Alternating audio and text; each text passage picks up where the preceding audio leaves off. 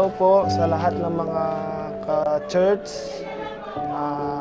Ako nga po pala si Shodi Espeleta. Yung work ko po sa Jerusalem. What lesson did you learn? Yung natutunan ko sa preach ni Pastor Joel ngayon, yun nga po, yung lagi tayong lumapit sa Panginoon sa lahat ng mga problema nating pinagdaraanan. Tayo laging humingi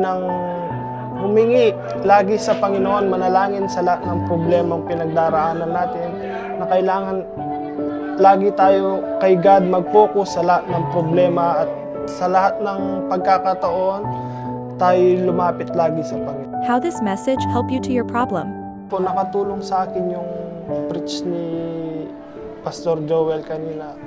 Parang tumama lahat sa akin yung mga message niya kanina, kasi nakakaranas nga din ng problema, sa lahat ng problema. Nagkaroon din ng anxiety sa trabaho, tsaka yung sa problema, financial problem.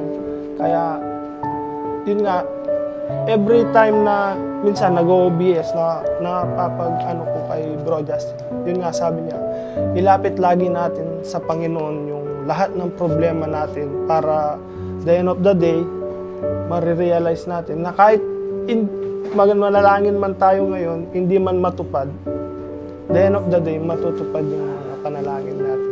What are the practical lessons that you are going to apply? Yun nga po, ma-apply ko po sa sarili ko yung mga bawat pagsubok na nararanasan natin. Yung mga pagsubok na kailangan natin talaga, pagtibayan natin yung pananalangin sa Panginoon.